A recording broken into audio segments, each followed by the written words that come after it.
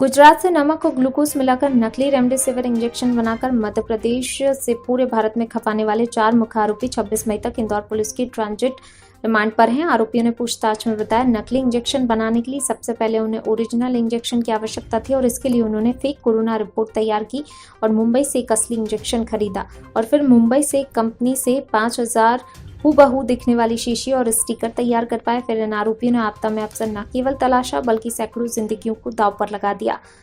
इनसे पुलिस इंदौर के local network की भी पूछताछ कर रही है, जिसके माध्यम से पुलिस ने 6 लोगों को गिरफ्तार किया और उनसे पूछताछ की जा रही है। पूरे भारत में जहां एक और कोरोना संक्रमण मौत का तांडव मचा रहा था, तो वहीं दूसरी ओर रुपए के लालच में ऐसे लोग भी थे जो आपदा को अवसर बनाने के लिए हर संभव प्रयास कर रहे थे।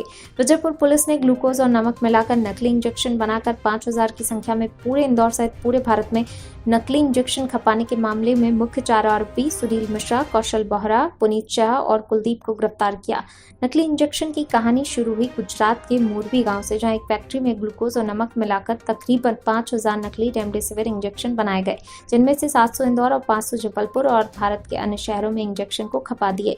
नकली इंजेक्शन बनाने के मास्टरमाइंड पुनीत शाह और कौशल बोहरा हैं। इनमें पुनीत शाह डिस्पोजेबल ग्लव्स का बिजनेस करता था।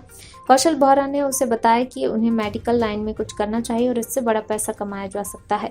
तब दोनों के दिमाग में आया, क्यों न नकली रेमडेसिविर इंजेक्शन बनाकर बेचे जाएं, लेकिन इसके लिए उन्हें ओरिजिनल इंजेक्शन चाहिए था। सबसे पहले आरोपी ने फेक कोरोना रिपोर्ट तैयार की। इस आधार पर उन्होंने असली इंजेक्शन जुगाड़ किया। फिर मुंबई में कंपनी को सबसे पहले 3,000 इंजेक्शन की हूबहू शीशी बनाने का ऑर्डर दिया, लेकिन कंपनी ने 5,000 से कम बनाने का ऑर्डर लेने से मना कर दिया, जिसके बाद उन्होंने 5,000 इंजेक्शन के लिए शीशी का ऑर्डर दिया, रैपर तैयार की। इसे खपाने के लिए सुनील मिश्रा और कुलदीप भी इस कड़ी में जुड़ गए।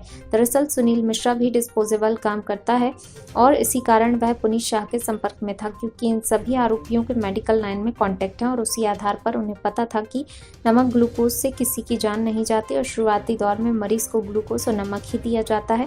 इसलिए हूबहू देखने वाला इन्होंने नमक और ग्लूकोज से इंजेक्शन तैयार किया, फिर उन्हें 2 अलग-अलग खेप में अलग-अलग तारीखों पर पूरे भारत में सप्लाई किया। इसके बाद पुलिस ने जब इंदौर में विजयनगर क्षेत्र में आरोपी को पकड़ा तो नकली इंजेक्शन मामले में खुलासा हुआ। तब गुजरात पुलिस ने भी फैक्ट्री पर कार्रवाई की, जिससे आरोपी 5,000 से ज्यादा इंजेक्शन नहीं बना पाए। उसके बाद पुलिस ने एक के बाद एक इनके कॉन्टैक्ट खंगाले, जिसके बाद इंदौर सहित अन्य 6 जगहों से 6 लोगों को गिरफ्तार किया, जिन्होंने सुनील मिश्रा से इंजेक्शन खरीदे। पुलिस ने उन्हें भी आरोपी बनाया। एसपी के मुताबिक जिन लोगों ने नकली इंजेक्शन तैयार करने में मदद की, चाहे वे नकली रैपर तैयार करना हो, शीशी बनाना हो, अन्य सामग्री उपलब्ध कराना हो, उन सभी को इसमें आरोपी बनाया जाएगा। कॉपीराइट एक्ट के तहत भी इनके खिलाफ कार्रवाई की जाएगी। वहीं साथ ही पुलिस जल्द ही रामेश्वर इंजेक्शन के कंपनी के प्रतिनिधियों से भी इस पूरे मामले में चर्चा करेगी, ताकि उनकी ओर से भी लीगल कार्रवाई सुनिश्चित की जा सके। फिलहाल सभी आरोपी अगले 5 दिनों तक पुलिस रिमांड पर हैं। इस आधार पर पुलिस को उम्मीद है इनसे और बड़े खुलासे होने की उम्मीद है। जहां एक और पुलिस इनके लोकल कॉन्टैक्ट खंगाल रही, तो वहीं दूसरी ओर कहां इन्होंने इंजेक्शन सप्लाई की है, इसमें किस किस की क्या भूमिका है, इस पर भी बारीकी से जाँच की जा रही है। रेमडेसिविर मामले में ट्रांजिट रिमांड पर 4 आरोपियों को लाया गया है। अब तक इन्वेस्टिगेशन में क्या बता रहे हैं?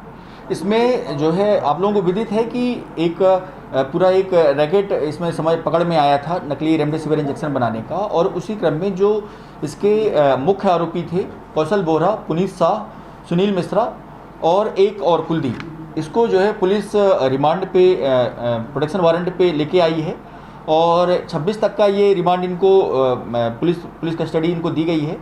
पूछताछ इनसे की गई डिटेल में, और पूछताछ में इन्होंने ये बताया कि पुनीत शाह जो है डिस्पोजेबल ग्लव्स और इसका काम करता था ये, और इसके किसी मित्र ने कहा कि मेडिकल लाइन में यदि काम किया जाए तो बहुत पैसा है, और रेमडेसिविर इंजेक्शन यदि मिल जाए तो यदि अपन बना करके यदि कहीं से मिल जाए अपन को और अपनी उसकी सेलिंग करें तो बहुत पैसा बना सकते हैं।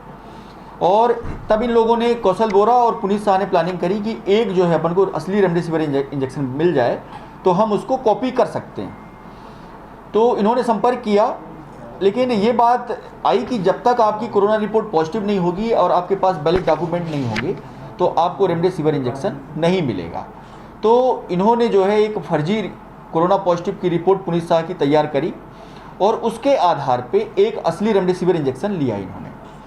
इसके बाद उसका सीसी का साइज, उसका जो रैपर है वो, और उसकी क्रैपिंग है, उसमें जो कंटेंट है उसी तरह का दिखता हुआ उन्होंने सोचा कि ये कैसे बन सकता है। तो ये बात उनको पता थी, चूँकि मेडिकल लाइन में कई दोस्त थे उनके, तो ये उनको पता थी कि जब भी कोई मरीज भर्ती होता है तो शुरुआत में ग्लूकोज इंजेक्शन लगाया जाता है, तो ग्लूकोज लगाने से कोई मरता नहीं है। दूसरा ये उनको पता था कि शुरुआत में जो है कुछ एक मात्रा नमक की भी रहती है ऐसे में, तो वो भी दी जाती है, उससे भी आदमी मरता नहीं है।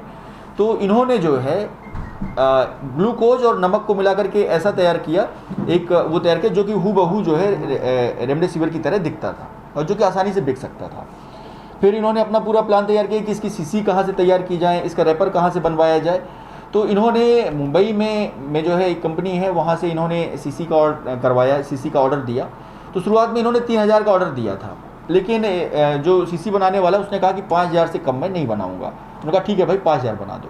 उसने 5000 सीसी इन्होंने शुरुआती दौर पे इन्होंने ली थी और रैपर छपवाए इसके, और इसके बाद इन्होंने इंजेक्शन करवाई। इन्होंने टोटल करीब ऑल ओवर इंडिया में जो अभी ये बता रहे हैं कि 5 से 6000 इंजेक्शन इन्होंने खपाए हैं।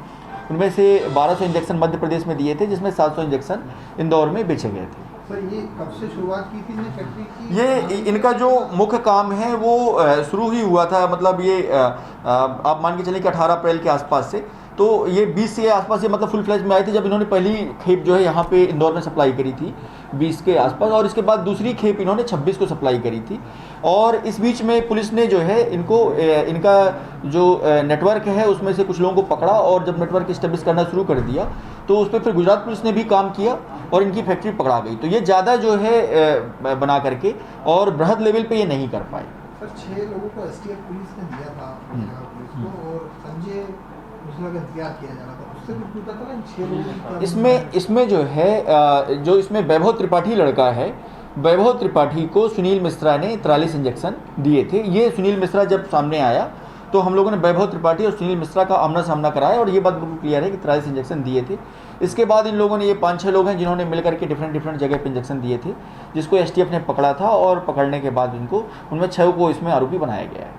सर सुनील मिश्रा का इन दोनों जो आरोपी किस तरह का संबंध है? इसमें क्या था कि सुनील मिश्रा जो है डिस्पोजेबल का काम करता था, मतलब ग्लव्स बनाने का और ग्लव्स खरीदने बेचने का, इस टाइप का। तो इस माध्यम से वो संपर्क में आया था।